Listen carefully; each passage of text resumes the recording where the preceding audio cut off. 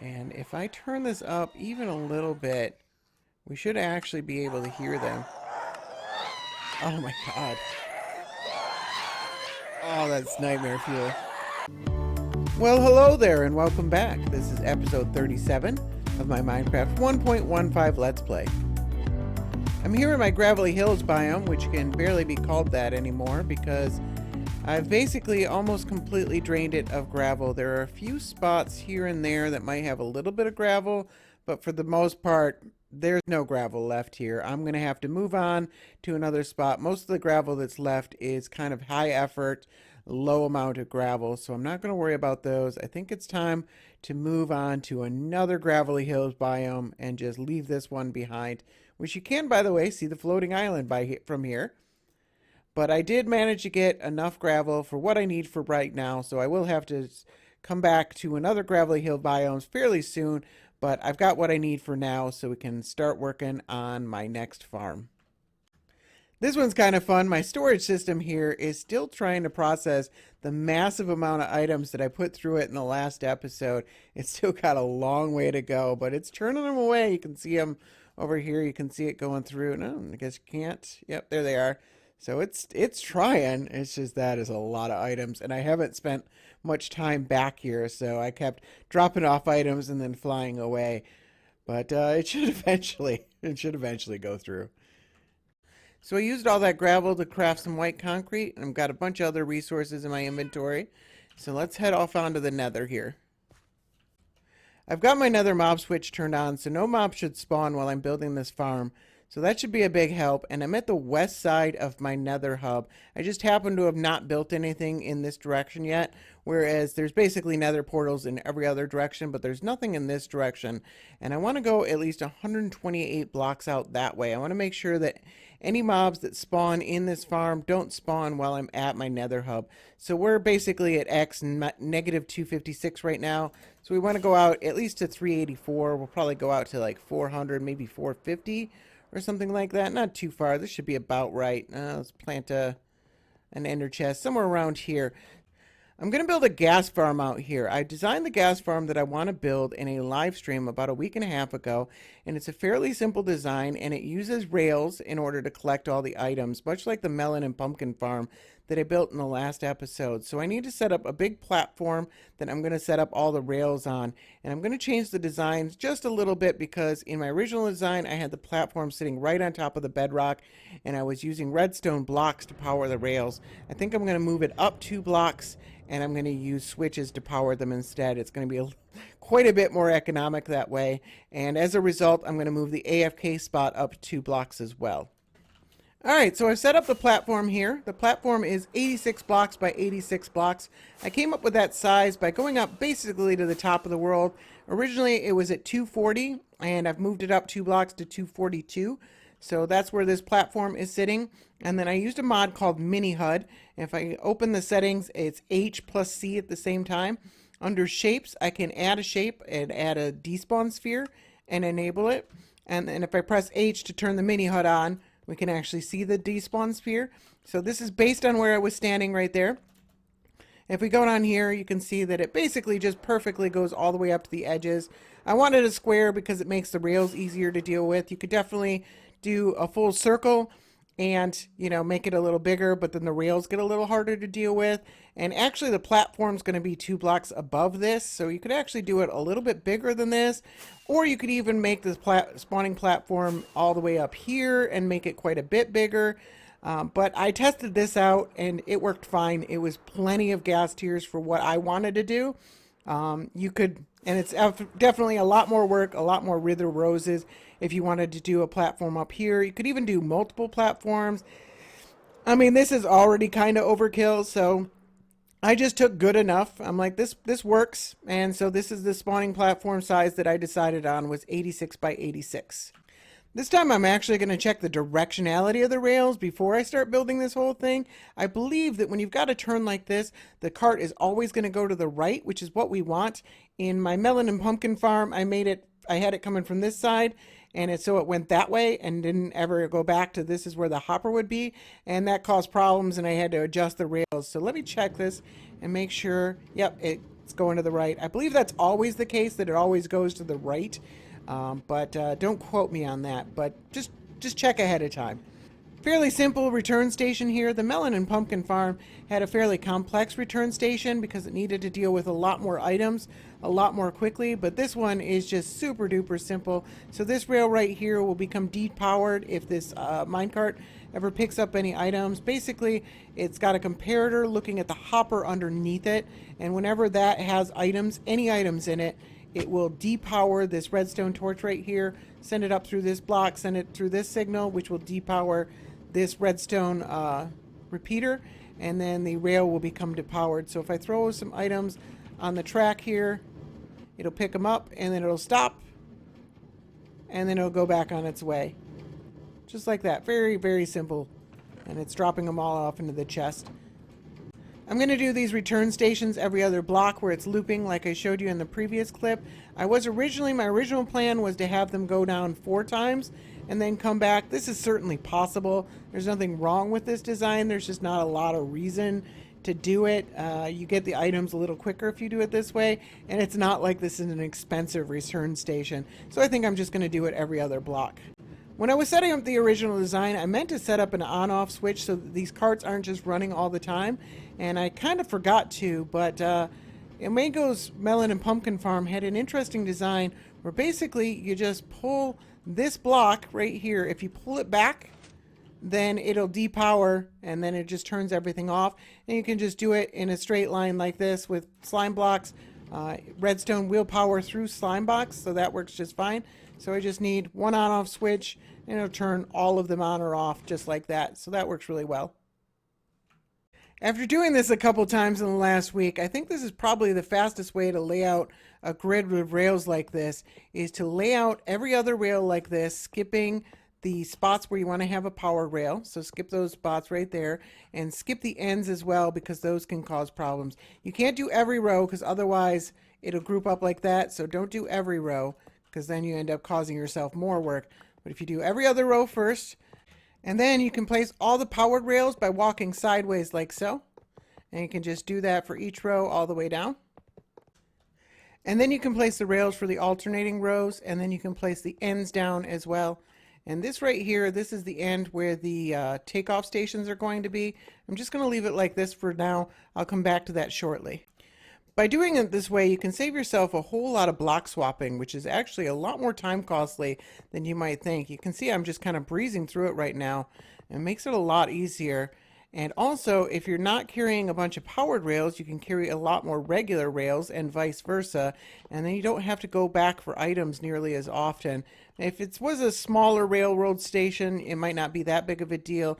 But with something like this is several inventories versus rails.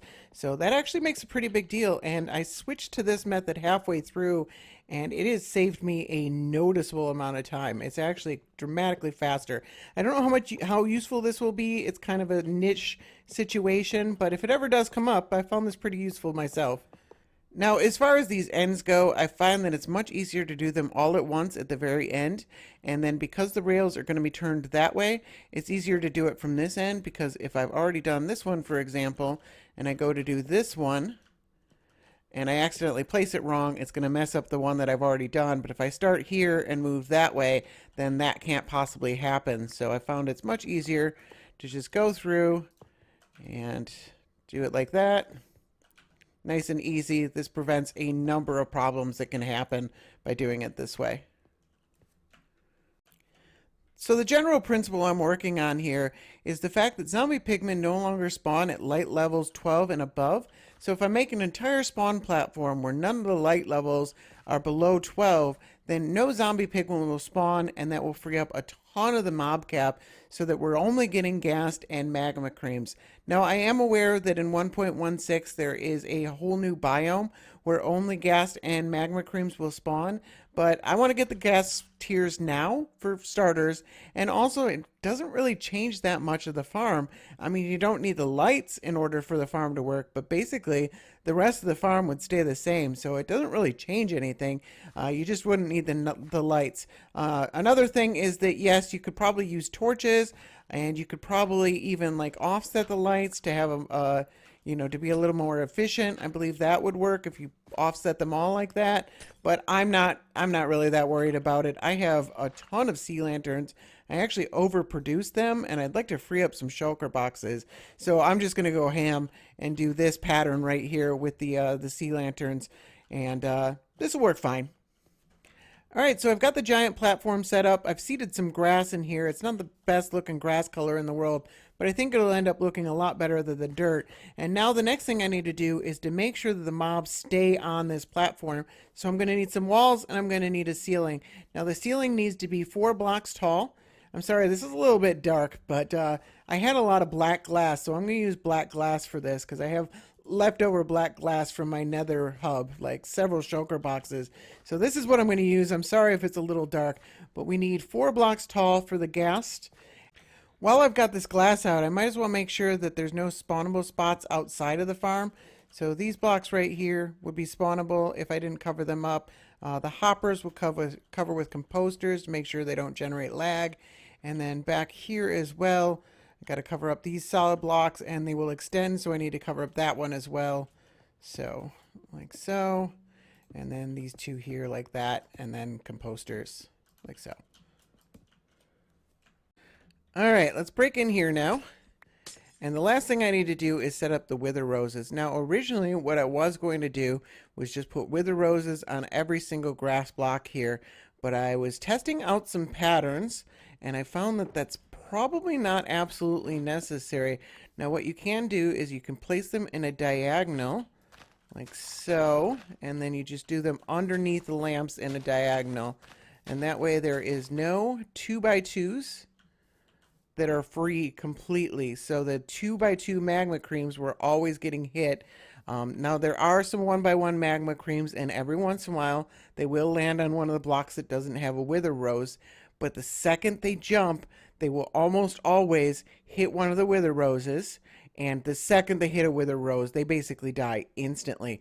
So I'm not too worried about the 1x1 magma creams. This pattern actually seems to work pretty well.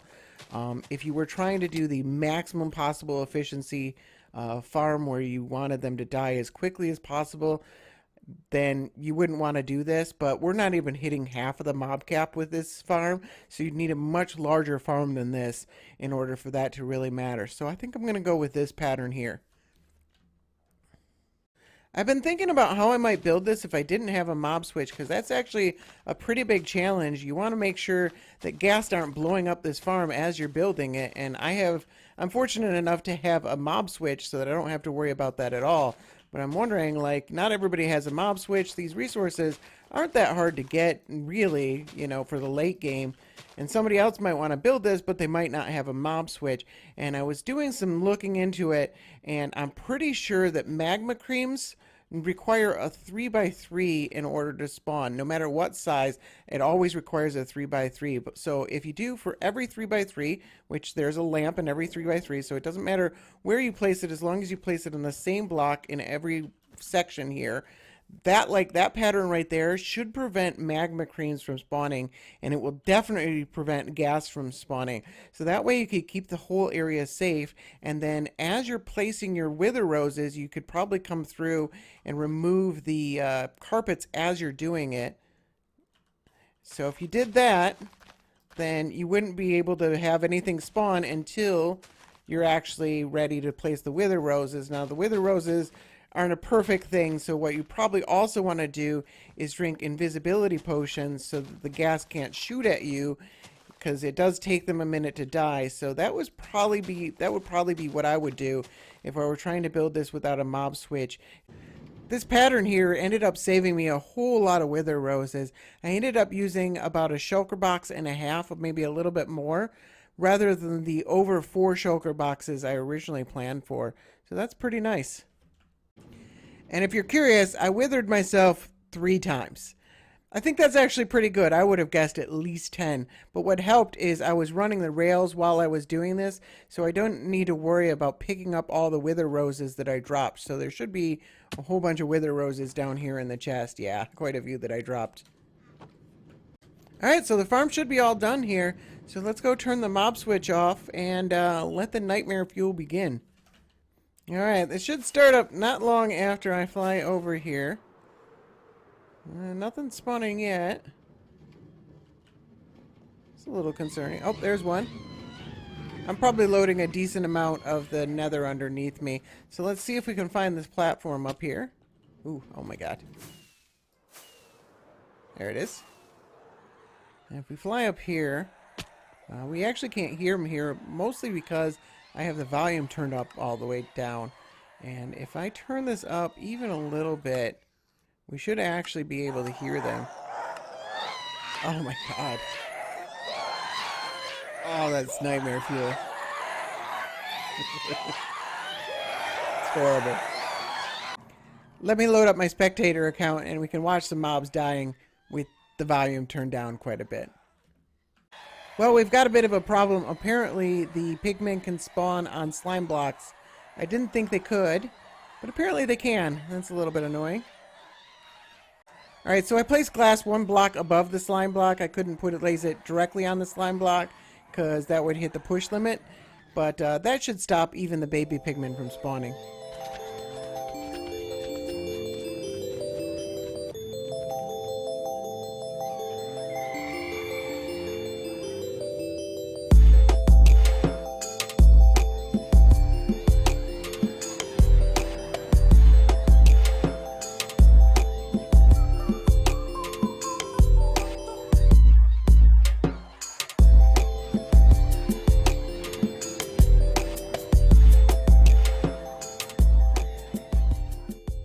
Let's go on down and see how the farm is doing. In my creative testing, I was getting about 500 to 1,000 gas tiers per hour.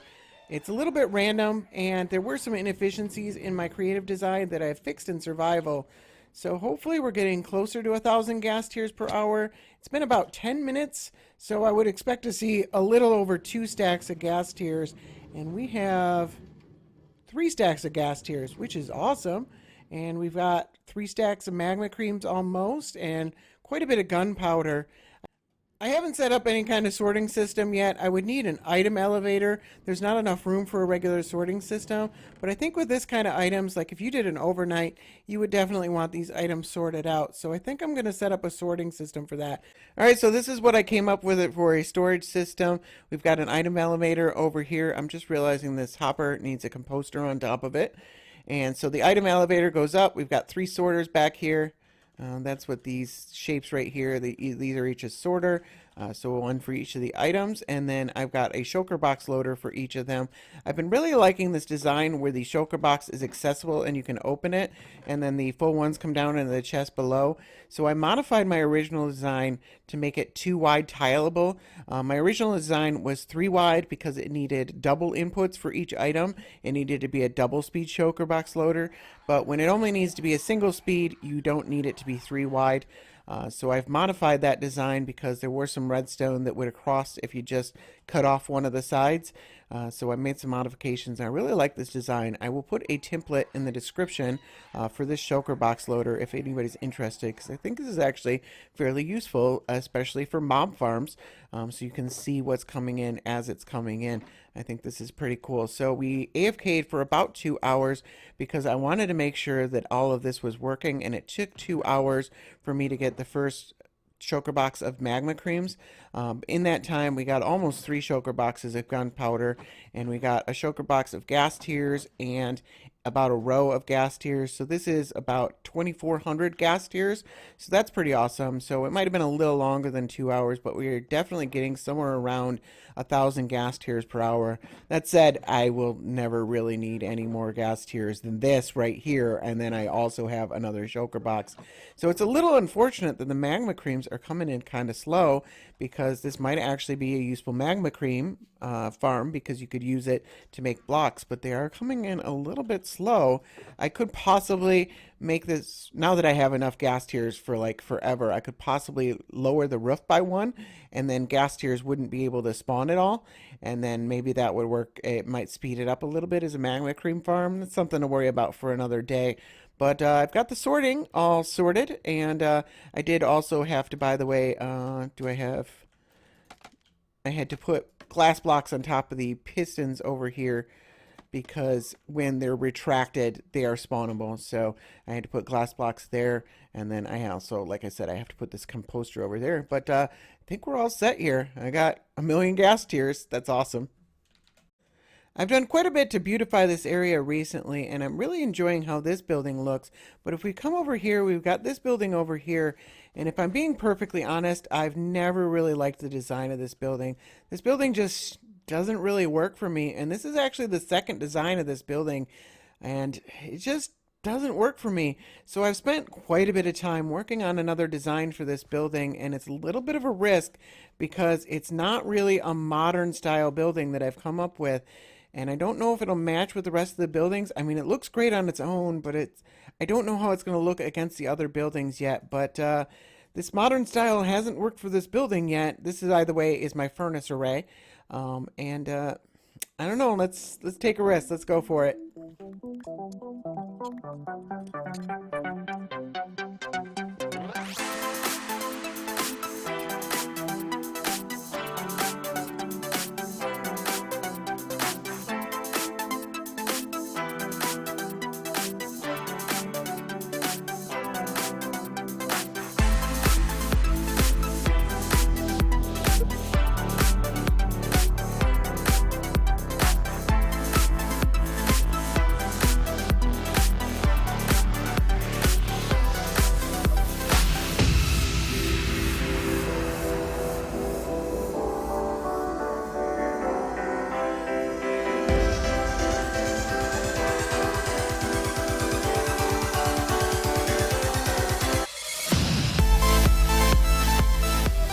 Well, I like to think that I succeeded here, and I don't think it looks bad next to the other buildings at all.